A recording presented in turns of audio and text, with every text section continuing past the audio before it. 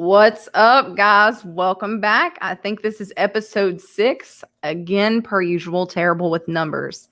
I'm going to give everybody a few seconds to hop on, get on for this special, eccentric, beautiful episode that we're going to have this week. Make sure that you like and share this out for me. Send out to all your friends, as well as get ready for some serious life-altering discussion. All right, let's get ready here. There it is. You guys guessed it. We're talking about overcoming cancer, living life, and just walking through our tragedy and our grief and honoring it. So let's get this ball rolling, guys.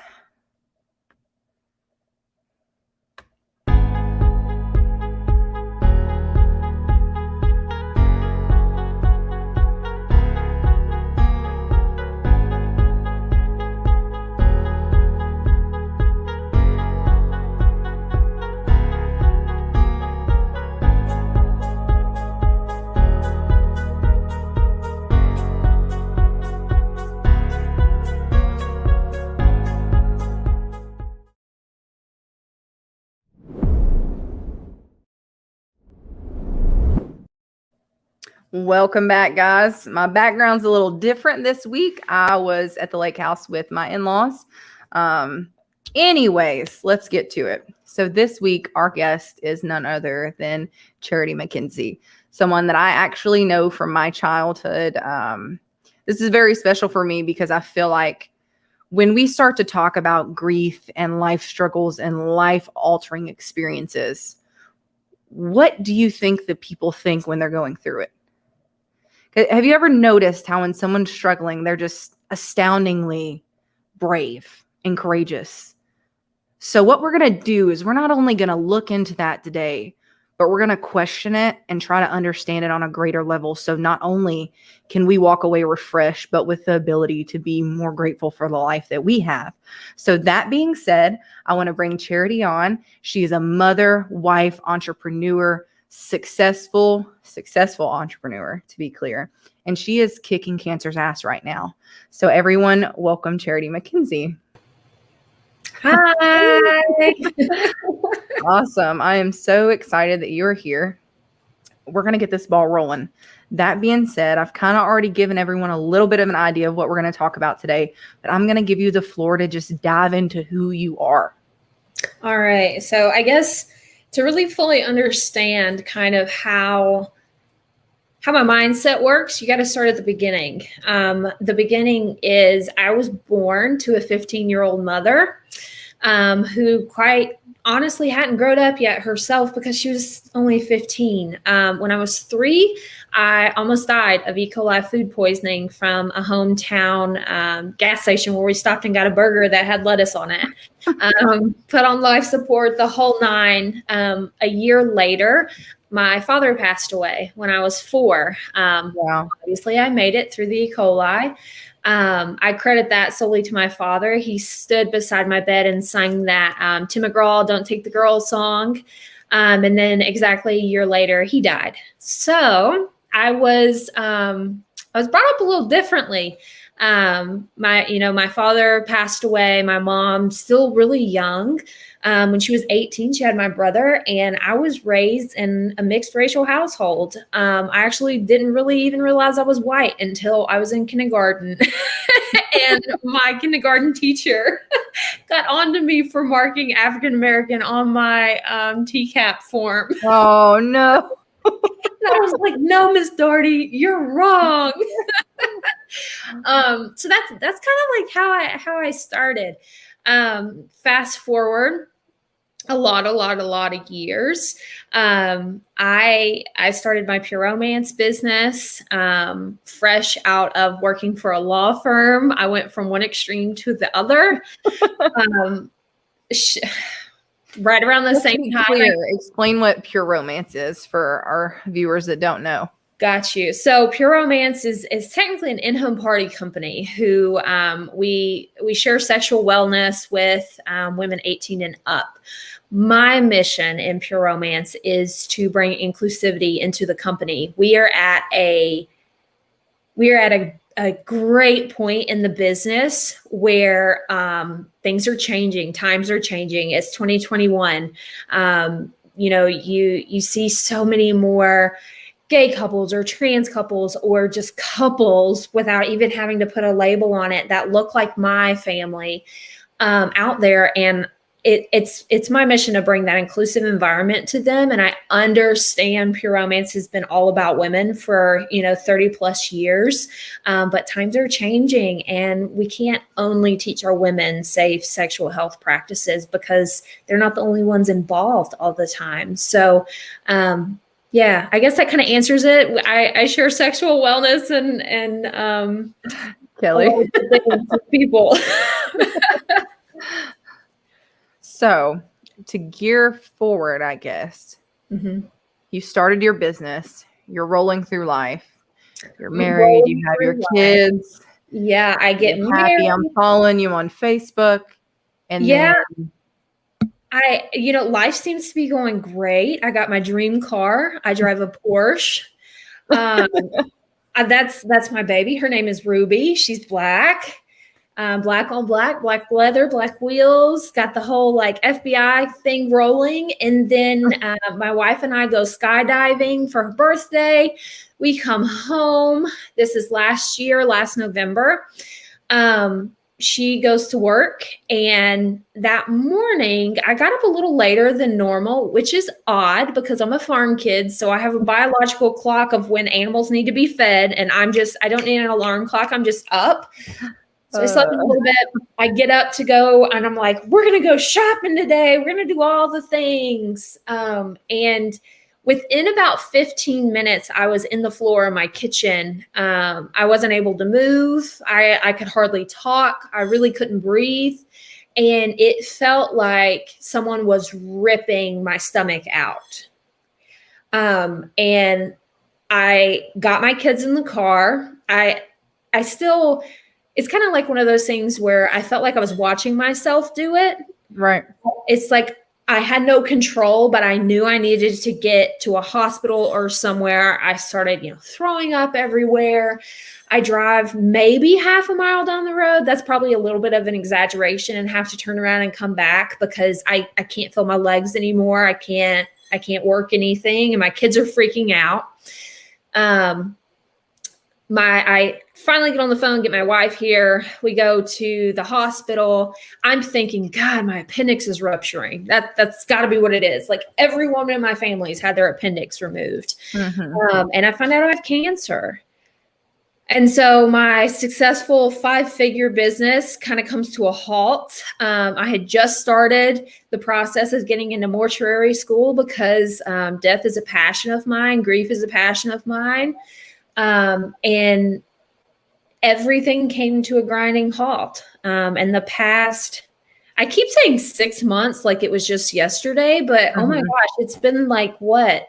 November, December, January, February, March, April, May, June, 7, almost 8 months. Yeah. So it's been a while. A lot of things have happened since then. A lot of things have, come to a screeching halt. A lot of things have like blossomed since then. A lot of good stuff and a lot of bad stuff. So when you heard the word cancer, what was your initial self-talk? Well, before I even heard the word cancer, they had sent me for a CT scan, and what had happened was my right ovary had a tumor on it. And the tumor was so large that they couldn't find the ovary at all. And wow. I've birthed 2 living children. We would have had 7 or 8 if everyone had made it. So I'm pretty good at looking at an ultrasound by now. Right. I could tell something wasn't right on that ultrasound, especially by the measurements. So when we got back, they told me that they thought that I might have a torsion in my ovary, which means the ovary flipped and cut off blood supply, which would explain why I couldn't feel my legs. And they said, we're pretty sure we're going to have to get you into surgery really quick. Are you done having kids? And that was worse than hearing the word cancer for me. I'm going to try not to cry. Because Heather and I had just started planning our third baby here with us. We lost a few babies. We had a failed adoption. And we had everything set up. We were going to do it so natural, and we weren't going to find out the gender, and we were going to have a home birth. We already, our doctor was down for it. I was tracking, cycles and all the things. I got out a baby rattle that both my kids use, that, got the breast pump out of the shed and put it in the house. And that you're manifesting. I was manifesting. I had names picked out. I knew which room that the new baby would be in. Everything. I had everything was ready. We were ready. And we figured that we would probably get pregnant in the spring. And it would be great. And when, a female doctor comes in and says, "Are you done having kids?" For me, that there was nothing else. That was it. That was my moment. Okay, so it's not my, you're sure it's not my appendix? You just want to check that out first. So that was my oh shit moment, because that flipped my world upside down. I wasn't prepared for that.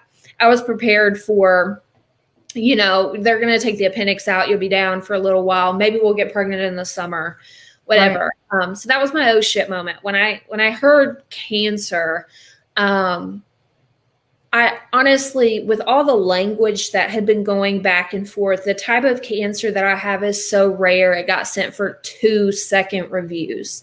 So my reports got reviewed by 4 different teams.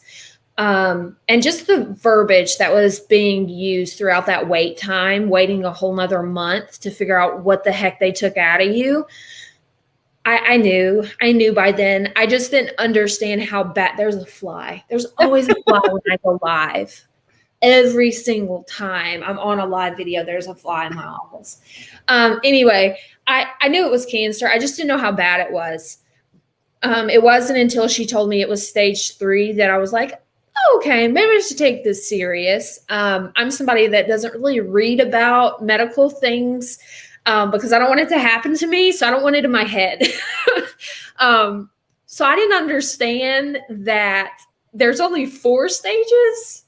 Everyone, you're like, not you laughing. You absolutely laugh at this, because I laughed so hard I got a stomach cramp. I was in the car with my really good friend. She's practically adopted me as my mom, Christina Heil. And I was like, yeah. They told me I'm not at stage 3, but there's 10 stages, right?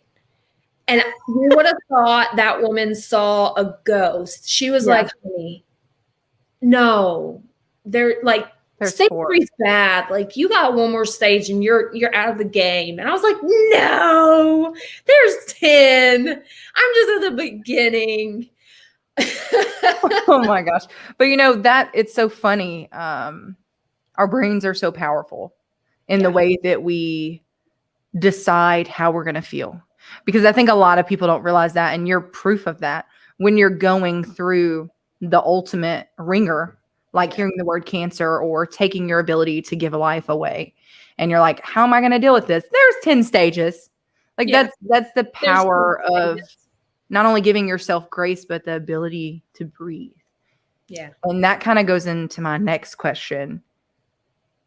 How do you unravel to your center? Because we all know, I know personally, because I watch you and I watch how you push forward. And when you're not feeling good, you get up and you put on makeup and you make yourself feel beautiful, or you go out and you dress up.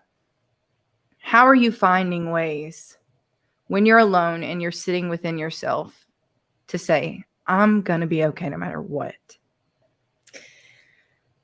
Oh, that's a really good question. I'm probably not going to answer it at all like anybody imagines. Like I said, I had just began school to become a mortician, undertaker, whatever you want to call it. So how I how I do push forward is I know cancer is going to kill me. I know it. I absolutely know it. I have a spot in my lungs. I have a spot in my stomach. My levels are dropping as we speak. I'm I'm on my second liquid IV pack of the day, trying to keep hydrated. Like, I know this is what's gonna, if I don't get hit by a car first because I'm a crazy driver in my Porsche, cancer's gonna take me out. So that's where I started. It's so easy to, especially, there's that fly again, especially when you're having talks with family about cancer and whatnot, and talks with your kids and things. It's reality. So easy for people to be like, oh, you're going to be okay, you're strong, I was only 25 when I got diagnosed. I'm 26 now. It's so easy for people to say, you're going to be fine, you're always fine, you beat E. coli, you beat this, you beat that. But at the end of the day, you really have to leave space for, and I'm not being a negative Nelly, but you have to leave space for, well, what if I'm not? Yeah. And that's where my love for death care comes into play, because in my head, if this is what takes me out, and I've had this pre-warning, like, hey, you got this, it's stage 3. Stage 4 is coming. We just don't know when. And I didn't do anything to set my family up for success when I'm not here, then I failed. So when it's just me and I'm alone, I've planned my funeral. I know what I'm doing. My body will go to science, because if there's a 3-year-old that needs my heart, why the hell do I need it in a casket? I've planned the funeral. I've planned who will take care of my children while my wife is grieving. I've planned who will be at my house for 6 to 12 months while my wife grieves. I've got bank accounts set up, and I've done all that work so then I can just live, because I don't want to lay my head down at night and think, oh shit, what if this does take me out? How are they going to be? And that's the question you leave yourself with. Right. So I know how they're going to be, because I preach to my children about death. I preach to my wife about death. Like, it's nothing for me to be like, hey, let's go get a rabbit, because I might not be here in 6 months. Yeah. Which is why I have a rabbit. Or, hey, let's go do that. So I prepare. I guess that's the word. I prepare. So I don't have those questions, because I know how it will all play out. I just don't know. I don't know if you've ever, sorry to interrupt you, but you just made me think of this. I don't know if you've ever seen Midnight Gospel. It's a goofy show on Netflix, but it was originally a podcast, and he goes in and they narrate it and animate it at the end. But he was interviewing with his mom, and she had cancer, and they're talking, and it's probably 6 weeks before she passed away. And as they're talking, he's like, I just don't understand how I'm going to do this. And she said, I'm going to die. We're all going to die. We all return back to where we came from. And he said, well, what am I supposed to do? She said, you cry. You cry a lot. And you lay that down, because at the end of the day, one of the most biggest truths about who we are is that time evades us. Yeah. And if we don't seize the day and buy the fucking bunny rabbit when we want it, go to the grocery store and only get donuts, play with our kids in the middle of the pouring rain, then we are not seizing the moment, and we are wasting time. And that was the main reason that I prided myself so much in you coming onto this show, is because you're claiming the life that you have. And there are people right now that are going to have so much more time than you. Yeah. That aren't just buying a rabbit when they want a rabbit.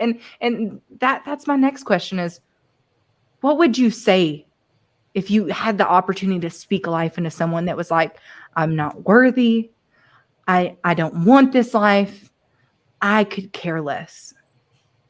And it's so funny, because with all the work that I do, be it pure romance or my death care work that I do, I talk to these people all the time, and I don't think you would be, but a lot of people would be so shocked that it's the happiest person that once they get in a quiet room with me, they're like, I didn't even want to come to this party. I didn't want to be at this funeral. Nobody wants to be at a funeral. That sounded wrong. I didn't want to be at this place because, whatever, their circumstance is. And kind of how my conversation goes is you don't have to wait till it gets bad to really start valuing. I think that's the biggest thing I've learned throughout all of this is I'm very goal oriented. I'm very competitive. Like, oh, you have cancer. Oh, well, I'm going to have more. Like, I'm so competitive. And before the whole diagnosis and chemo and everything, and losing my entire identity through chemo, it would always be, well, we can't go on that trip until I, do this, or I've got to have this amount of sales before we can do that, or whatever. And why? What are we waiting on? Like, are we waiting for, some person to come and tell us like, hey, it's your time to be happy. Oh, wait, you've been happy too long. Let's pause. Let's go into some depression here. Right. Like, what are we waiting on? You don't have to wait until you get cancer or until a significant other passes away or you go through some kind of tragedy to start having fun, because at the end of the day, you could be totally healthy and get hit by a car tomorrow. You don't know. Right. I mean, it's easy for me now to say like, hey, I'm going to die and it's probably going to be within the next 15 years. That's easy for me to say. You could be totally healthy and go out tomorrow. I mean, that light just gets shut off like that. So what are you waiting on? It's so interesting that you said that. We were on the lake today and we were all sitting around my father-in-law, and he was talking about a car accident he had a few years back, where someone had a heart attack and they came over into the lane and hit their car and broke his leg, knee up into his hip, shattered his ribs. Like, could have been totally different outcome. And he was duck hunting in Arkansas. And he said one of his friends looked at him and said, "Are you going to ever duck hunt again?" And he said, "Yeah." Mm-hmm. And it was so simple, but it was like that moment. And it made me think and prepare for this. And he said, why would I stop doing something that I loved because that happened? Right. Life is so short and so fragile, and we're going to give pieces of ourselves away to the fear or to our jobs or to all these things. And it's like any moment it could be taken away. So why do we, and it was so funny. I'd been asked to start this podcast probably well over a year ago. And I just kept saying, no, I'm not good enough. I don't know enough. I don't know how I'm going to do this. And when my brother passed away and, we got the autopsy and the reality of the situation. And I sat with that and I was like, time is so fragile. And everything is fleeting. I'll be damned if I don't do a podcast. Like, what is stopping me other than myself? Right. And at the end of the day, that's true for everybody. Time is so fluid. It is. Yeah. I mean, we've heard since we're little, like everybody has the same 12 hours in a day. Well, yeah. Like, what the shit are you going to do with it? Are you going to just sit here and worry that your neighbor has X, Y, Z and you don't? Or are you going to sit down and really figure out what it is you truly want? Right. Maybe it's not what the neighbor has. Maybe it's the homestead in Alaska on 40 acres and no power but solar. Like, if that's for you. If that's for you, like, stop spending your time chasing what you don't even want. And when you're in your shoes, and I'm not going to speak for you, but I'm just going to theoretically speak here, and you're openly looking death in the face. Yeah. And you're like, everyone's wasting their time. I had a friend that had passed, she had lung cancer and she overcame it. And she said, I remember when I found out how bad it was, that it was going to kill me. Mm-hmm. And my husband and I had went to Kroger, and I'm sitting in the Kroger parking lot and I'm watching all these people scurrying around. They're running into the store. They're running out. And I'm like, they're fucking ants. Yeah. They're just going on about their lives, running back and forth. They're rushing for eggs and all of this stupid, meaningless things. How do you seize your day now? Oh, we slowed down so much. Oh my gosh. Like parts of our life is still sporadic and like, hey, I want to do this. Okay, let's get in the car and go. But I had a lot of time in the hospital and a lot of time on medicine that was like truth juice, and I said whatever was on my mind, and I don't remember half of it, but my wife does. She doesn't let me forget half of it. And we sat down and we were like, look, here's the reality of it. I'm going to die before you. My wife and I have about a 15-year age difference. So that's a whole conversation in itself. So looking from the outside, she'll go first, right? Because she's older. But the reality of it is I'm probably going to go first. So what do we want? What do we want to do? If we have, say, a 20 years left and 15 of those are good, what do we want? Do we want the big house with the fancy cars and the butlers and the whatevers? No, hell no. If you follow me on social media, I do not. I want the Alaska homestead on solar power. Yeah. No one can talk to me unless I go to town and like use a payphone. Like that's the kind of people we are. So we got really intentional. There's the word. Yeah, we got so intentional. And I've worked with a feng shui master for years now, and I really just sat down and channeled that energy and was like, look, whatever I want, I can get. There's no doubt in my mind. I manifested my car. I manifested my business. I manifested this and that and whatever. And if we want it, we can go out there and get it. We just have to be willing to put the work in. So we sat down and we were like, this is what we want. Here's the list. Here's the list in black and white. This is what the house will look like when we build it. These are the cars that we'll drive. These are the schools the kids will go to, like everything. Here's our plan. And then we backtracked it. I'm sorry, this thing is giving me indigestion, but I have to drink it because I'm so the IV powder. It gets me every time. Liquid IV stuff. Yes. Oh my gosh. I have to drink like 3 or 4 of them a day. The first one is like, I love this. And the third one's like, this is straight salt with some flavor. But we got super dialed in. This is what we want, black and white. Here it is on paper. It's in pen. We can't erase it. This is what we truly want. Right. And then we backtracked. How do we get there? And even now that it's been a few months since we did all of that, something that I caught my wife saying this weekend, she drives a Tahoe now, which is great. I love Tahoes. She wanted it for the look, not the functionality. And we're shifting our land and stuff into a little farm, and we need a truck, and she deserves a truck.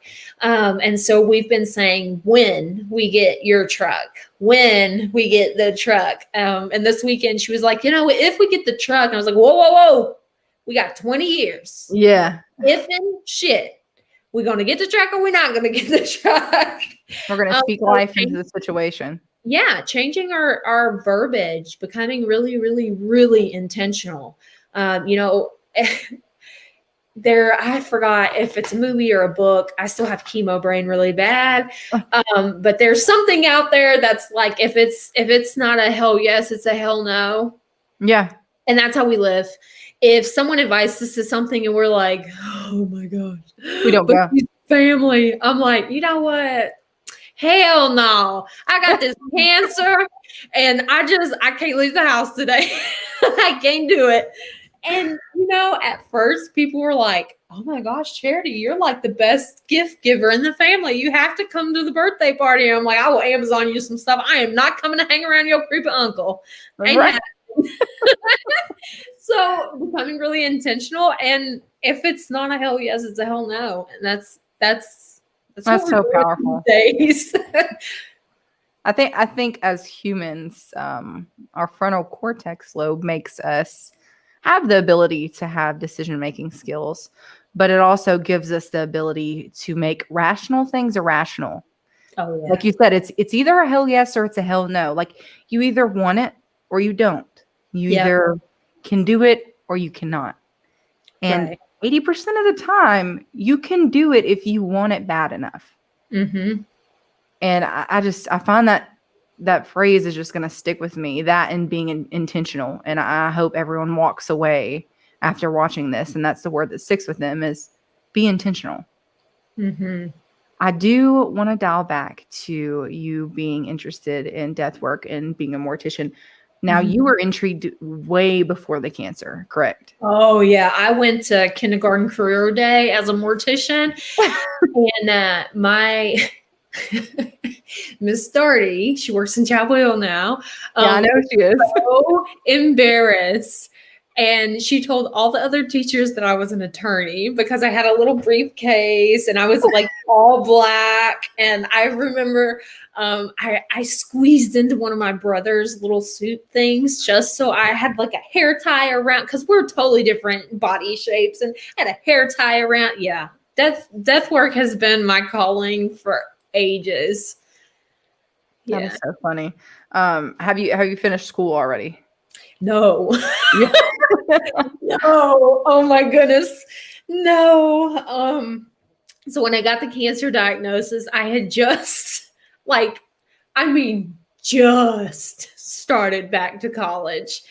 Because I did college for a little bit when I first turned 18. And I was like, I'm not concrete on what I want to do yet. And I'm not getting a degree just to say I have a degree. So I did, there's that fly again. We're going to have to name it. I did, I sat with elderly people. Lewis, that's great. That's what we're going to name you, fly. I sat with elderly people and took care of them. All my cases, oddly enough, were people that were within like 4 weeks of passing. So I got all of those. I did staffing. I worked at a warehouse, and then I worked for an attorney. Then I started my pure romance business, which led into all of this. But I did a little college there in the beginning. This isn't for me. We'll figure it out. I just got reaccepted in November. I get cancer in November. I have a total hysterectomy. I have 7 lymph nodes removed. They removed so many different things. I've had a second surgery where I had other lymph nodes removed. I had a drain tube. It got infected. We had to all this stuff. So I've completed like 2 classes so far. It's laughable at the amount of work I have ahead of me. But I got it started. I'm currently on a leave right now because the last chemo, the at-home chemo pill that we did really took me out of everything. Yeah. So I'm on a leave. I can start back whenever I want. But I'm also starting chemo back within a week or so, hopefully. So we'll get there. You will. Absolutely. When, my brother, we had the funeral at the Williamson County Funeral Home in Franklin. Yeah. And it was so funny. We were talking about this today, and one of our good friends, their parents had went to the Franklin funeral home as well, and they had a dog there that was like a support dog, and I just thought that was so sweet. But honestly, just to tie back into grief and like being a mortician, we had talked about this before we had went live. When my mom's sister passed away, she actually went to the funeral home and she said, I don't want anyone to do her hair. I don't want anyone to do her makeup. I want to do it because that's my sister. So she went in and she dyed my aunt's hair. She painted her nails. She did her makeup. She put her favorite lipstick on, got her ready. And I remember thinking, are you out of your mind? Because that was kind of my first very close, other than losing a friend, but family-wise, watching someone go through grief. And everyone's like, just let her do it.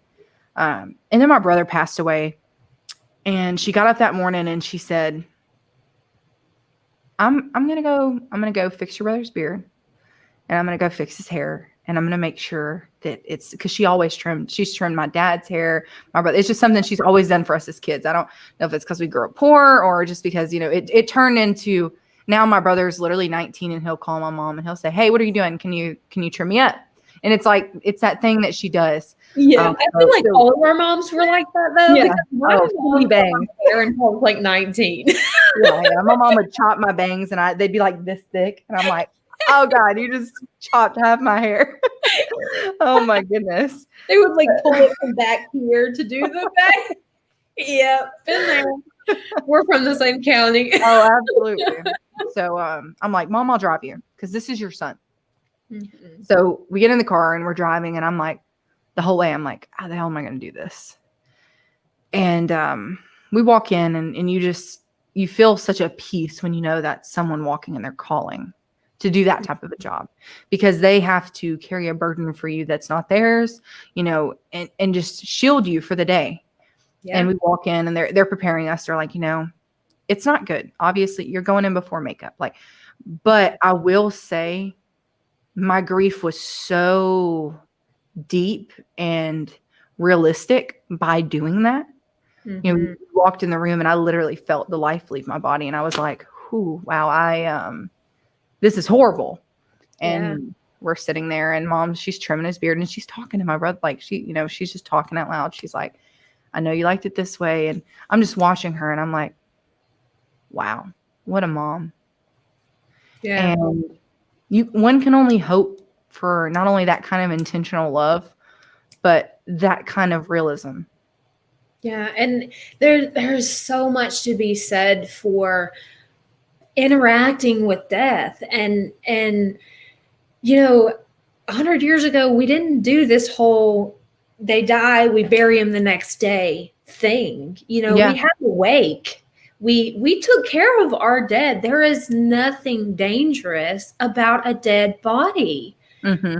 I mean, there's nothing living inside of that body at that point. Right. With the exception of a couple of rare diseases that we don't have on this side of the earth currently, unless something has changed in the last 12 hours. But there is nothing dangerous. I get so passionate when I talk about death. There's nothing dangerous about a dead body. And as humans, we're out here living this everyday life, this hustle and bustle, this, I got to hurry up and clock in and clock out and rushing for the eggs, like you said. And we need to see that body not breathe. Yeah. How many times have you been to a funeral and you're like, yeah, she just here because she want to make sure Uncle Eddie has passed away because she was in the wheel. Some people do that. Yeah, absolutely. As crazy as it sounds, there are people at that funeral that you're like, you have not talked to this person in 20 years. You're just here to make sure we're for real, right? And a lot of that is because that's how we process grief. Absolutely. That's something that I have struggled with. For my father passing away, I have a photographic memory. I was blessed with a photographic memory. It has gotten me many, many, many places. I can remember being in the hospital with E. coli. I can remember memories from 2 years old, which is damn near impossible. I cannot remember my father at all. I cannot remember seeing him move. I cannot remember hearing him. That's something that my brain has just blocked out. And never seeing a body move and being told that it's dead just doesn't, your brain doesn't know what to do. So this little off topic, but I'll tie it in. I always looked for him when I was little because I was like, I've never seen this man move. He's probably out there somewhere. I'm going to go to like a truck stop and there my dad's going to be because I didn't see the death. Yeah. My brain didn't process it. And, so many times we send our loved ones off to funeral homes and, as much as I love death, I have to be truly authentic. The funeral industry is a multi-billion-dollar industry. You're very right. That's why so many people get cremated now. That is, you see signs now, throughout COVID, cremation, $995. That's like average around where I live. Mm-hmm. It's about $990, $995 to get a direct cremation, which means there's no viewing, there's no anything, there's no closing that grief door. They're sent, they're gone, and you get back a pile of what most people think is sand, but is legally ashes. But they're like, you have to get that closure. It's important. My brain went dead. I totally forgot how I was tying that into it, but it doesn't matter. We don't need to tie it in. Okay, good. It's like, you're right though, as far as when dealing with death and grief. How are you preparing your children through realism? You know what? It just hit me. Hang on, time out. I was saying it's a multi-billion-dollar industry. Okay. There are, just like anything, there are good funeral homes and there are funeral homes that want what their neighbors want and they're just after your money. And you really have to do your research, or like, what are you leaving your family in the hands of? Are you leaving your family in the hands of the person that's going to push them towards a loan to pay for your casket? Right. Or are you guiding your family to, hey, send me here because I've had discussions with this funeral home, whatever. And it really can determine, from a grief preparation is important. Yeah. One, preparation is important. And two, is your family going to be so stressed out and so grief stricken by your death and then be laid on by these money sharks that they don't get that closure that they need? So, okay. Death with my kids. That's the next question, right? It looks like, can you see the question on the screen? Yes. With my good eye. I really hope my body. What are my options? I just want to be buried somewhere and return to the earth. I mean, you should be best friends. Or something. Okay. It is a thing. See, I've been asked to start a podcast about this type of stuff. And you hit me with, I don't know enough, blah, blah, blah, blah, blah. Just do it. Blah, blah, blah, blah, because there's my sign. So everything that you just said is a thing. Like, they make the tree pods. I will tell you, those are pretty expensive. That would not be my first route. I don't know what state you're in, but there are different state laws on, like, you can't just go bury somebody in your backyard. Kind of got to let the state know that they died, and like, so you don't look like a serial killer. Okay. But there are options. You don't just have to be buried in a cemetery where you don't know the person next to you. You don't have to be cremated. Those are not the only two options. It's really funny because she just said, I don't want to be burned. Yeah, right. And that's okay. There's so, like, for some people, cremation is great. My wife wants to be cremated. She does not want to be buried. I have a lot of family members that are leaning towards cremation. But there are also a lot of religious views on cremation being a bad thing. There's a lot of people who maybe just don't want to be burned up, as a dead body. Or a corpse, whatever you want to call it. There are options. You could have a natural burial where you get wrapped in it's called a shroud. It's this really, it looks elegant to me, but I'm also like pretty sure I was born in the wrong time frame and I should have been born in like 1802. But it's this really like elegant, almost like drapery that your body gets wrapped in. And then you can be buried in a natural casket. You can be, this is going to sound really gross, but it's a really interesting process. There's something called aquamation, which like gives my nerd brain the biggest like happy thing in the world. We do it with pets today. in multiple states, where it's similar to cremation, where with cremation you get burnt into ashes, right? Your ashes are scraped out, you get put in an urn.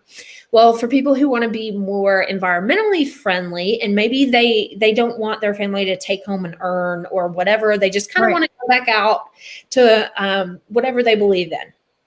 They take your body, they put it in this tank, and they fill it with water. And your body gets liquefied down. And oddly enough, you just kind of go out with the drain. And wherever your parts end up, they end up, because you're completely liquid. You get it's that vlog movie. I know it sounds crazy. It does sound crazy, but that's only because I've never heard it before. Yeah, oh my gosh, it's insane. You have to look it up when you get done. Google, like, what is aquamation? It's great. There are so many options. And I feel like I'm sounding salesy. There's so many options, but also, like, your normal funeral home will do whatever you request. If they only show you $12,000 caskets, and so advocate for yourself is the biggest advocate for yourself. And if you're like, yeah, I'm not really that person that's going to be pushy about it, I'm just going to kind of go with what they take, put it in your will. They have to do what you say, as long as it's not breaking any laws. And sometimes some states will eat. My bunny is like, he's got the yippies this afternoon, and he's flying all around everywhere. I was like, what is this in my house? They have to do what you say. I don't know what state you're in, but in Tennessee, a written will counts. All you have to do is sign it and get it notarized. It has to be in your handwriting. And your funeral home has to do what you say. And regardless of what they tell you, anybody can order a natural casket to be buried in the ground. You have to check your state laws on, where in places like that. But there are so many options. There's so many options. I think there were a couple other questions that we skipped. Let's see.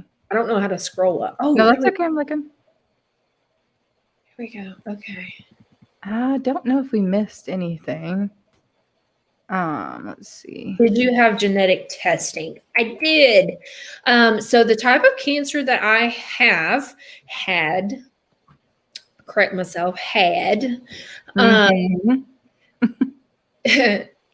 the type of cancer that I had, you technically have to have endometriosis to even get this type of cancer.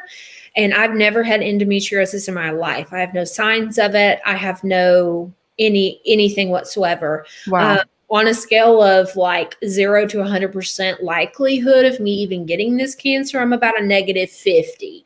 There is no there's no markers, there's no answers, there's no tests there. We don't know how I got what I got. So I do have a CHEK2 genetic mutation, which I was tested for everything. I have a CHEK2 genetic mutation, which means I will most likely get lung or liver cancer in my lifetime. It gives a small likelihood for breast cancer, but it's not the BRCA gene, so it's not anything that made us go crazy. It's way less likely with this CHEK2. And we know that I already have a spot on my lungs. So that CHEK2 mutation, getting the type of cancer that I did in my head, kind of looks like we were foreshadowed to, hey, we're going to give you this. So when you get this later, you kind of know what you're going through, because we know I already have spots on my lungs and things. And with my mutation, I know that it's down the road. What else? What are my options? Okay, I answered that one.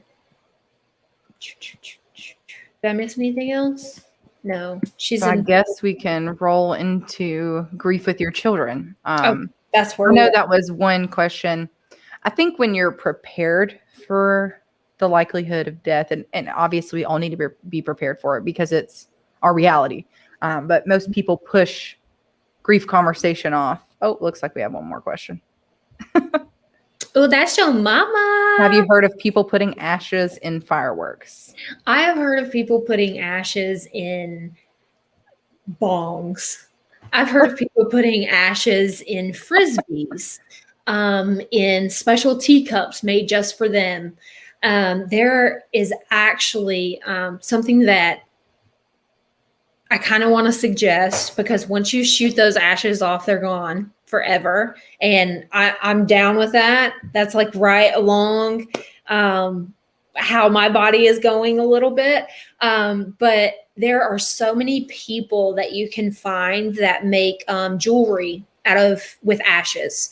And it literally takes like a teaspoon, and you could have a pendant made or a ring, or there's so many different things that they can do with them. But fireworks, I'm sure there's been hundreds of people to do that. I would suggest like a Roman candle, because they're really easy to like tear the top open and still be able to get the wick without compromising the whole firework.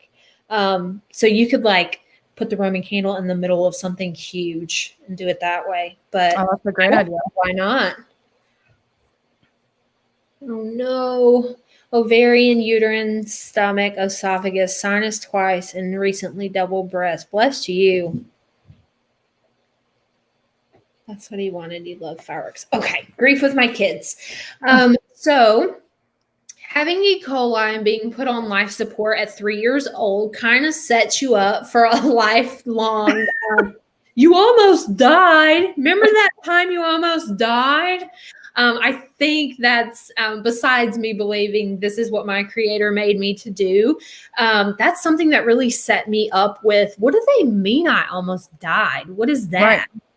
Right. And, you know, my father passing away. What do you mean he's dead? What does that even mean? What is dead? From a very young age. So, having this love for the death care industry, even before cancer, before my work in sexual wellness, which often leads to death talk. I don't know why. I think I'm like one of the only consultants that this happens to. Even before all of that, death has just been a conversation around my kitchen table. Right. I have a room in my house where no questions are off limits. And that's how we operate. I feel that it's very important for my children to know that I'm their parent. I'm not their best friend. There's a difference there for me. Right. And as their parent, whatever they need to know about, I'm the person to come to for questions. And I don't care if those questions have cuss words in them or atrocious language that makes my skin crawl. If they're curious about it, I don't want them asking on the back of the bus. I want them to ask me. Control the narrative. Yes. I've always taken my kids to funerals. It's like a bad omen in my family. A lot of my family are down the line a little ways. We're Cherokee Indian and Italian, which you can never tell from my skin tone, because I'm like the most, like I'm like the whitest white that you can get. And all my family, I look like I got dropped off by the store. Anywho, it's a bad omen in my family to go to a funeral pregnant or to take children to a funeral, both of which I have always done. Sadly, we have a ton of deaths in my family. It's nothing for me to go to like 5 funerals in a year. I have an outfit that I call my funeral outfit. I've never been to a funeral with my wife on her side of the family the entire time we've been married. So I know it's odd that we have that many people die in our family. But I've always taken my children to funerals. I've always walked them up to the casket. I've always, like you said, that your mom talked to your brother while she was doing her beard. We talked to our dead in my house. When we bought this house, we knew that there was a graveyard somewhere on it. We thought it was maybe one family grave. I don't know if you followed that saga on Facebook. I have an entire family graveyard in my front yard. And I woke up in the middle of the night one night. This ties in with death with children, I promise. I don't lose my train of thought. I woke up in the middle of the night one night, and I had been meditating a lot that day on what do we do with our land? We have 7 acres. Like, what do we do with it? This was before cancer and all the things. And I woke up in the middle of the night and I was like, you need to check out that graveyard. You have to check it out. You have to clean it out. Immediately I called my feng shui lady the next morning. She's like, something's telling you to go clean it out. So looks like you're going to be gone for a week because you're going to be in the woods cleaning out this cemetery. Turns out there's like 13 to 15 headstones we could see. There's probably like 30 people buried out there. A cousin came in a few years back and stole headstones without the family knowing. Why? Oh, wow. No idea. Exactly a week later from the day that I started cleaning that out, a bulldozer came through for the power company. And had I not heard it, because I have bad hearing, so I don't hear a lot of things anyway. Had I not heard the bulldozer, the entire cemetery would have got leveled. And when that happened, I started taking my kids out there, like regularly. We go out there and we have lunch in the middle of a cemetery. We clean the headstones. We've done a lot of research on what to clean 18th century headstones with. We've turned headstones from black to pearly white again. We've researched the family. We've talked about, there's a dead body down here. There's someone who once was walking around that is not anymore. And then once cancer happened, I wasn't able to go out there a lot. So Death Talks started in our front room, which in my house, my front room is decorated like from a different time. I have a couch that's like 1800s and I have a buffet up there. And I told you I'm from a different time. So Death Talks started in our front room, and it went from these people are dead to, your mom's going to pass away one day too. Wow. And my job while I'm here is to set you up. So when I'm not here, you know what to do. You know that you can talk to me whenever, because I believe that. I believe that after our people are gone, we can still channel that. And maybe not hear their exact voice in our head. I don't want to sound like you have to wear a tin hat to listen to me, but I feel like we can still feel our dead once they're gone. So I teach that with my children. It's all about energy and intention. So I teach that to my children. And, when we go out and we hesitate on doing things, I bring it back to that. And it may sound like we're the Addams family or something, and all we ever talk about is like the spiders in the closet and all these things. But we make it really fun. My wife and I just got back yesterday. Was it yesterday? No, it was today. We got back today. Yeah. It's been a long day. We just got back today from our anniversary trip. And while we were there, we stopped at cemeteries like all the normal people do, Right. It's nothing for me to see a cemetery going down the road and like whip a big U-turn and go back and see, like, I like to visit the headstones that look like they don't get visited. And I like to just walk through and just like I'm at a family party, like, hey, y'all, what's everybody doing? Like, I know you don't want to get laid next to them, but like, let me clean your headstone off. Oddly enough, I keep things in the back of my car to clean headstones with, like a crazy lady. And I take my kids to do that stuff too. So Death Talk is just a part of our life. Even before cancer, it was just, hey, we're going to die. Like, it's inevitable. We go to these cemeteries and we have fun there. But at the end of the day, like, there's a lot of people that come here to cry, and that's okay. I also have a boy, and being raised with 2 moms is challenging enough because one of us is always hormonal and the other one's not. And then the next week I have emotions and my wife doesn't. And, I want to teach him that it's okay to cry. Right.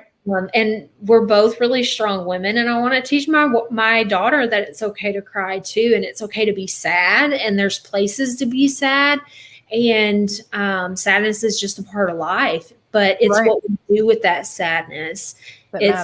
Do we hang on to it and we let it eat at us, or do we do something with it? And I think that's why I get so into cleaning random people's headstones and things, because had my body be placed in the ground, which it will not because I have a will.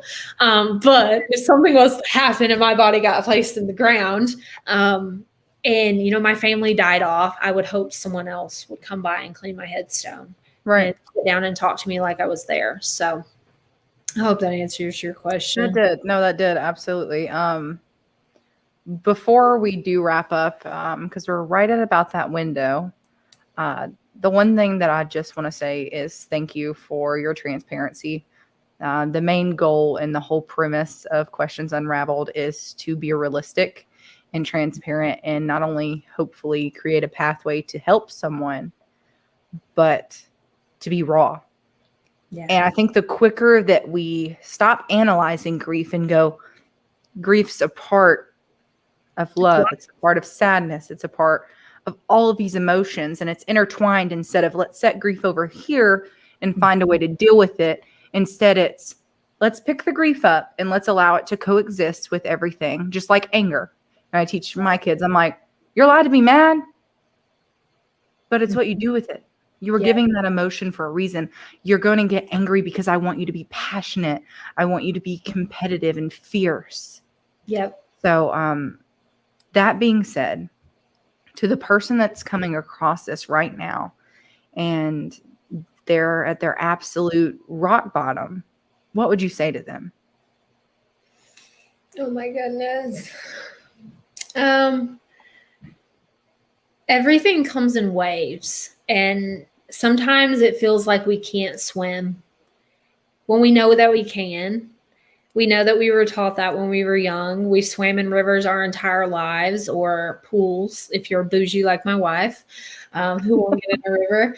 Everything comes in waves. And, you know, when you're at the top of that wave and you're looking on to the next one, that little pit right there in the middle is your time to come back to yourself and reevaluate and become intentional with what you're going to do in that next wave.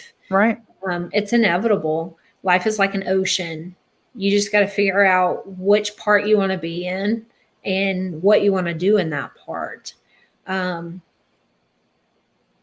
So don't bottle, like you were saying, like, don't bottle everything up and like, okay, today we're going to grieve. Tomorrow we're going to be mad. The next day we're going to be sad. Feel all your emotions. You know, I'm 26 and I'm going through menopause. Like, life around me is a little crazy right now. I'm happy in the morning and I'm like shooting squirrels in the afternoon because I'm mad. But feel all your emotions and don't feel guilty about it. Right. Because you were given this life by your creator, whomever you believe that to be, to do something. It's not your job to understand the something until it hits you in the face. And I promise you, like a ton of bricks, you will be sitting there one day and it will just hit you and you will be like, okay, I get it. I get it.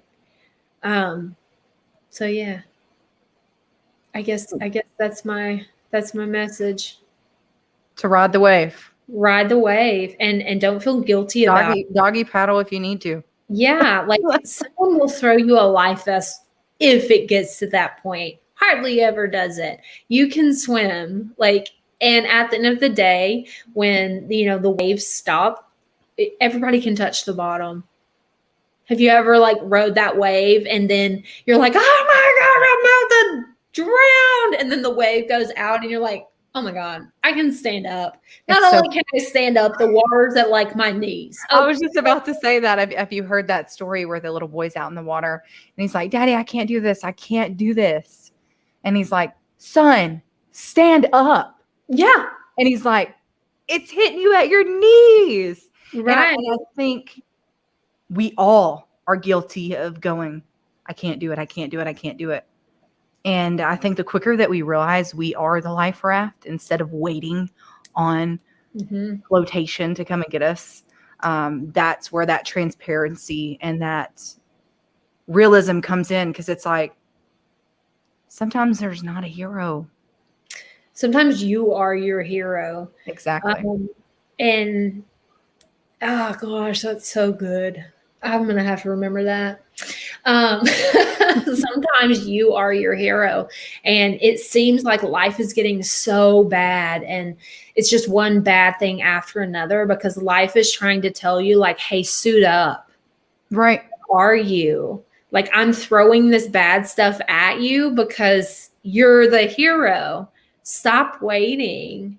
Like, this life is yours. It's not Sally Sue's down the road. Right. It's your life. And that fly Lewis, Lewis. you really have to take control. You have to take the reins back. And even if you feel weak and you feel like there's no way I can do this, coming home from the hospital, and I went in because my skin started turning yellow. I don't know if I went over that. My skin started turning yellow. My bilirubin levels dropped, which is unheard of in adults. It's normally a baby thing. And that's when I got the news that I had cancer. Coming home from that, I was like, there's no way I'm going home to tell my family, like, hey, yo, I got stage 3 cancer. Sometimes you have to just put that mask on. Yeah. And, I teach a lot in like motivational classes and things. Imagine that one person that you think is like the most badass, like she could tell anything to anybody, or he or they or whomever, and pretend that you're them. Pretend that you're them for a second. Mine was Oprah. And so when I went straight to my grandmother's house. I called the whole family over and I pretended I was Oprah. I was like, so listen, you're going to hear the news, and you're going to hear the news, and you're going to hear the news. Nobody's going to hear the news. We're all going to hear the news. Everybody gets here. Yeah. Sometimes you have to put that shield up a little bit for yourself, just to protect yourself. Right. But you're your own hero. You are. If you weren't, you wouldn't have been the sperm that made it to the egg. Okay. If you weren't strong. All right. There was so many more million options out there, and you're the one that got birthed. So yeah, we'll exit on that. Yeah. You're the sperm that made it. You're the sperm that made it. And like I always say, not only thank you for being here, but what do we do on Questions Unraveled? We talk about uncomfy topics. We don't push shit under the rug. We make you uncomfortable and we challenge you, because if we can have you walk away with something informative and less derogatory that's not wrapped in fear anymore, then we've done our job. Right. So if you have questions about grief or fears or the reality of facing cancer or losing a loved one. That's so funny. My father-in-law came in like 20 minutes ago and he was like, I'm sorry. I want to put up your website. So if people have sexual health questions or want to, hit your line and say, how do I need to address this with my child? And then also she does have a Facebook group. Now, Charitey Mackenzie is where you can find her on Facebook. If you have questions, I'm sure she would love to talk to you. So we're going to leave it at that. And let me just hop into our comments and see if does anyone have any other questions. Oh, I like that. Karen said, riding the wave. I think we're going to end on that. We're riding the wave. And that's what we want you to do. We want you to be intentional and ride the wave. And I think Charitey embodies that. And that's it, guys. I hope you have a great rest of your weekend. So much love for you. I'll see you next Saturday. All right.